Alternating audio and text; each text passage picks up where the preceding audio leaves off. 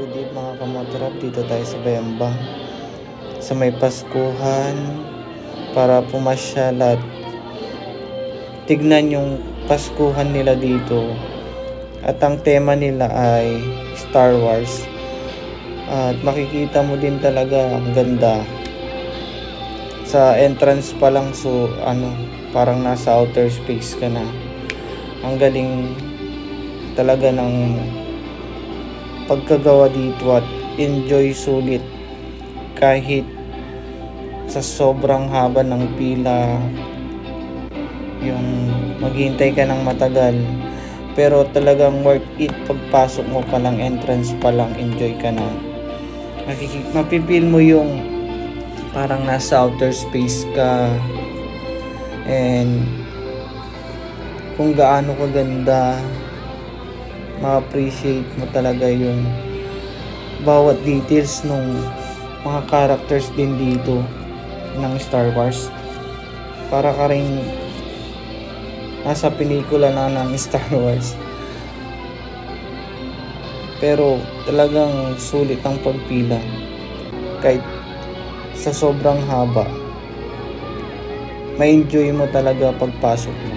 Mawawala yung parang ang tagal-tagal mong naghintay, pero pagpasok mo, worth it kasi ang ganda.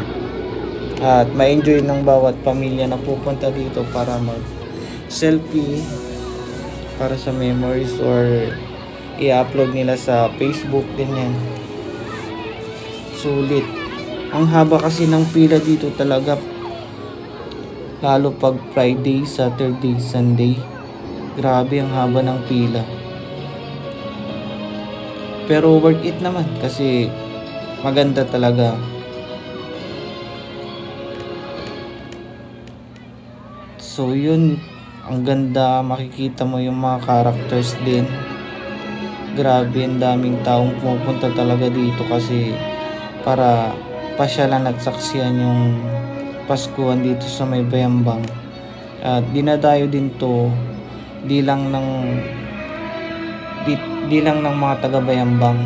May mga ibang bayan din na pupunta dito para pumasyal, i-enjoy at saksiyan yung Paskuhan dito sa may Bayambang.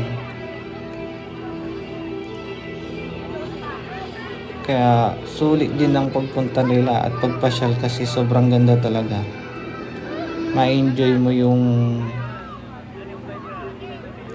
Star Wars na tema nila. Grabe, ang ganda.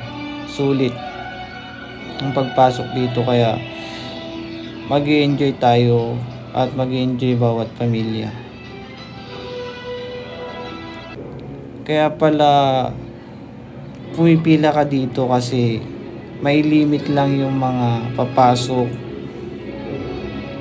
para hindi ma-overcrowded din naman dito, kasi pag overcrowded di ka na makagalaw ng maayos, diba? So tama din naman na ganun yung sistema nila para pumasok yung mga bawat papasyal dito at may limit lang.